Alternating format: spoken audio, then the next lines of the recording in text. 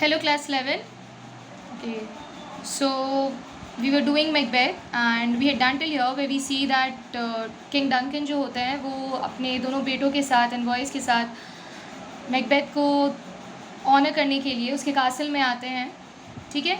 And वो बिल्कुल care free आते हैं बिकॉज बहुत ट्रस्ट करते हैं वो मैकबेथ के ऊपर। एंड मैकबेथ उनके किन भी रहते हैं, रिलेटिव भी रहते हैं। सो इन सारी बातों को मद्देनज़र रखते हुए किंग डंकन जो रहते हैं बहुत कैजुअल, बहुत केयर फ्री होकर उनके कासल में आ जाते हैं। लेकिन lady Macbeth and Macbeth like they don't have good intentions, ठीक है, because they have already planned a murder. और ये मर्डर जो होता है like this becomes a turning point in the life for both Macbeth and lady Macbeth. Okay, किस तरीके से तब्दीली आती है, किस तरीके से बदलाव आता है दोनों में, उस मर्डर के बाद ही हम लोगों को पता चलता है, ठीक है, कि एक के बाद एक गुनाह किए जाते हैं वो लोग। एंड उस चीज़ के बाद वो लोग इतना ज़्यादा लाइक टूट चुके होते हैं कि वापस आने का या सुधर जाने का ऐसा कुछ मौका नहीं मिलता है उन लोगों को, ठीक है। ऑलराइट, किंग डंकन जो होता है वो मैल्कम एंड डोनाल्ड के साथ, दोनों के साथ वो थे, और बाकी सारे थेन्स भी आते हैं मैकबेथ के कासल में, ठीक है, मैकबेथ को ऑनर करने के लिए। We had done till here. Inverness the castle of Macbeth. Inverness जो है that is the name of Macbeth's castle. Okay, Inverness was pleasantly situated on a hill and the air about it was sweet and wholesome.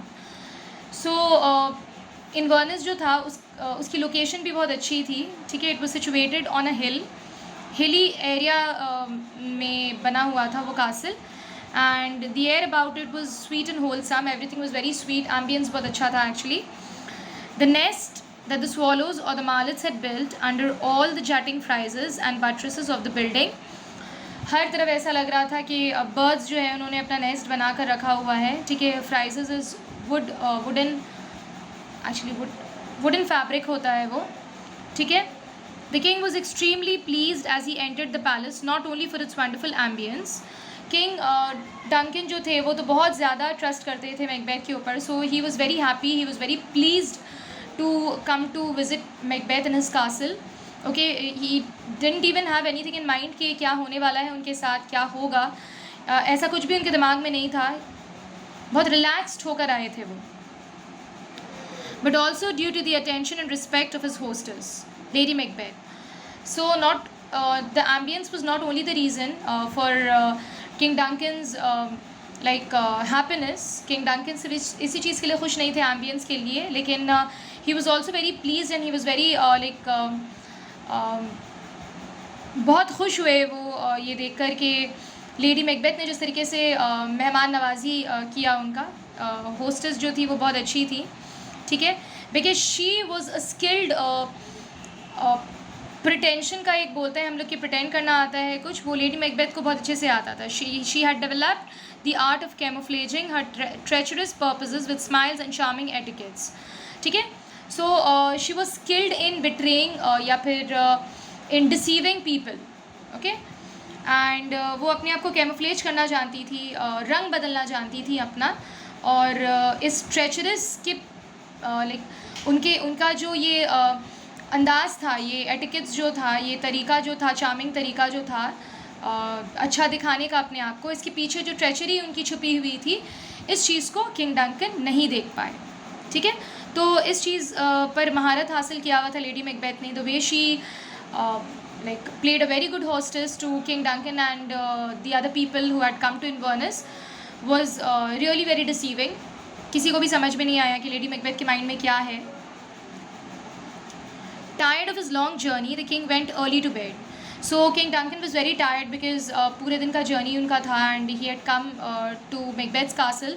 So he went to sleep early. जल्दी सोने के लिए चले गए थे, वो सो गए थे। It was the middle of the night.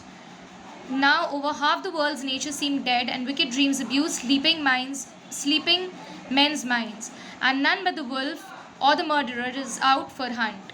So middle of the night is midnight, ठीक है, मिडनाइट का वक्त रहता है जब सब पूरी दुनिया सो रही होती है, ठीक है। सिर्फ विकेड ड्रीम्स जो होता है, विकेड जो सोच होती है, उस वक्त वही चीज़ जागती है, ठीक है। हम लोग ऐसा बोलते भी हैं कि जो रात का जो वो एक टाइम होता है, पहर होता है, वो 12 बजे का टाइम या 12 बजे के बाद वाला, वो बैड डीड्स के लिए ही होता है, ठीक है। So something it was something like this.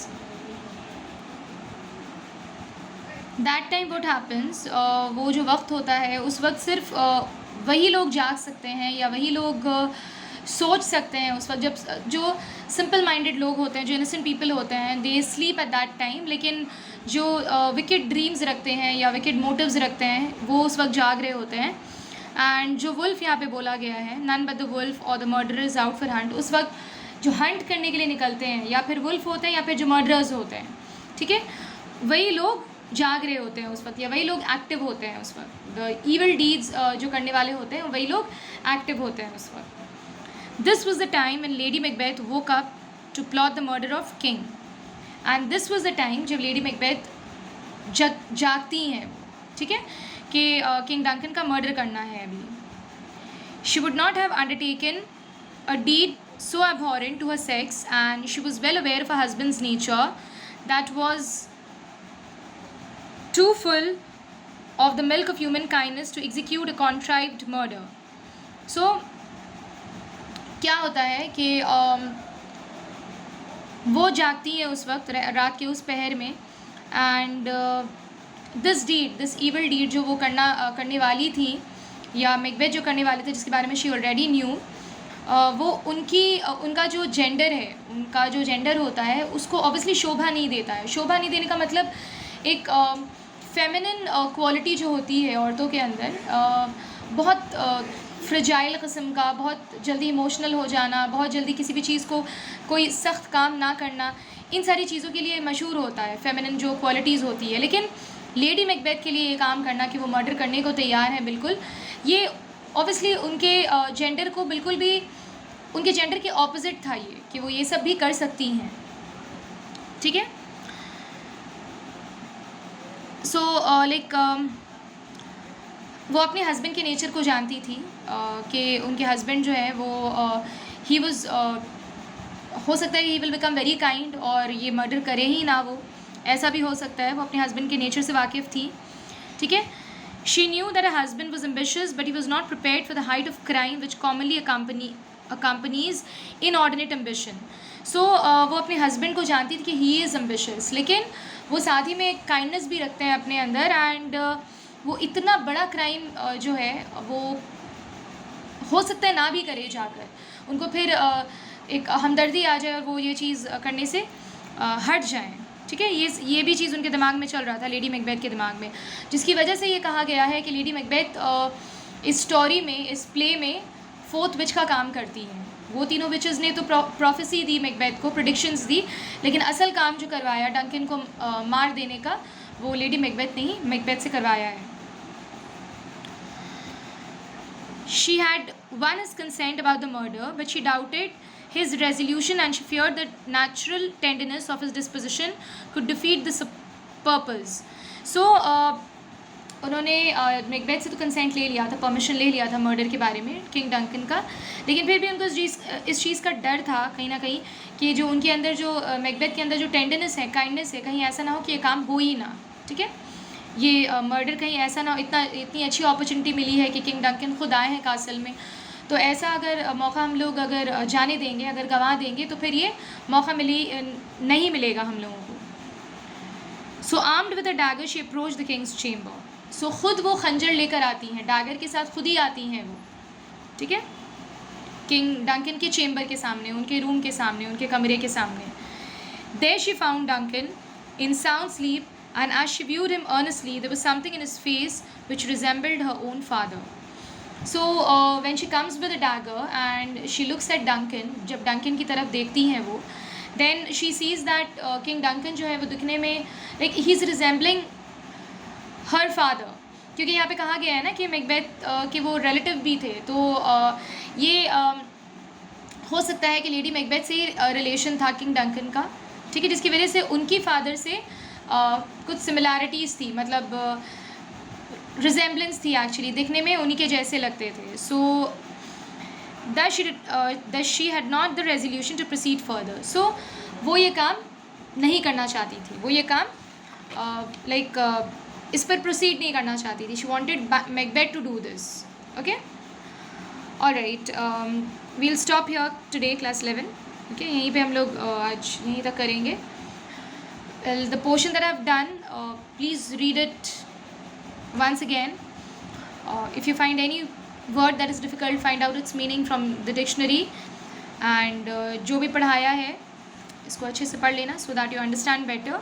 Okay, that's it. Thank you.